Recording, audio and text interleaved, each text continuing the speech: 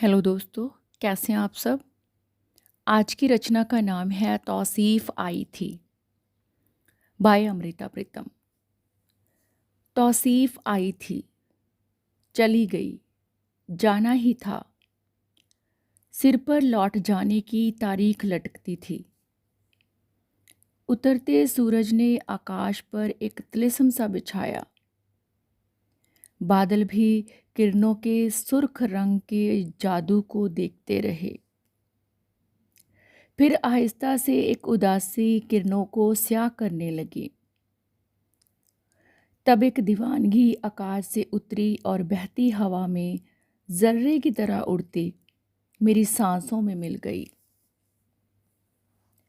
सांस कुछ थराने लगी, लगा बहुत थक गई हूँ।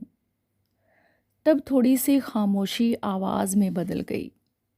कहने लगी, कुछ याद आया? कहीं एक मजहर उल इस्लाम है? मैंने कहा, अरे यह कोई भूलने की बात है। तुम कहना क्या चाहती हो?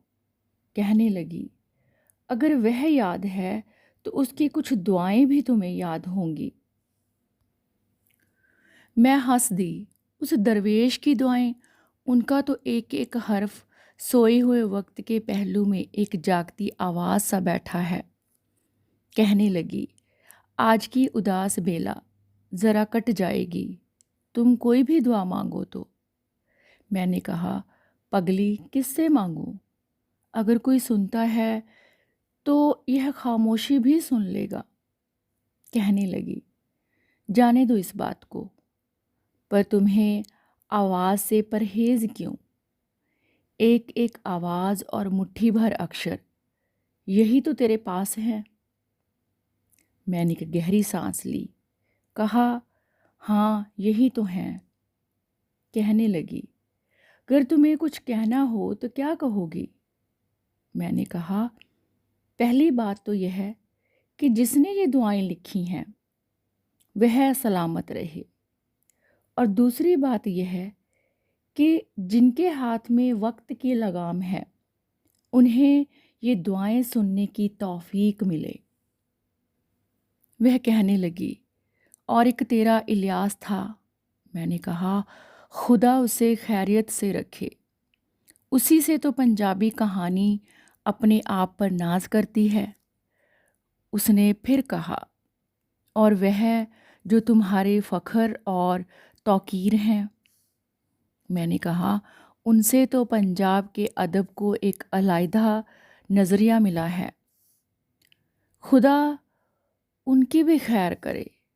वह मुस्कुराई और कहने लगी, और एक तेरी सारा थी, कुछ उसके लिए नहीं कहोगी? मैंने कहा, वह कहती थी, मैं खुदा के हाथ से गिरी हुई दुआ हूँ, और मैं यह कहूँगी कि सारा जैसी नेमत को कभी भी खुदा अपने हाथों से गिरने ना दे। वह खामोश सी हो गई, फिर कहने लगी, और यह तेरी तौसीफ़ मेरी उदासी रात की तरह गहराने लगी। कहा, कमबख्त ने अपना घोंसला फाख्ता के घोंसले की तरह तोप के मुंह पर बनाया है, और कहना चाहूँगी कि अब कोई तोप भी कहीं चलने ना पाए। वह कुछ गमगीन सी हुई, फिर कहने लगी, कुछ और नहीं कहोगी? मैंने कहा, तुम्हें याद होगा कि मजहर ने एक दुआ मांगी थी, एक खुदा सभी बच्चों को वोट देने की उम्र से पहले सच के सफ़र की थकावट को झेलने का बल देना।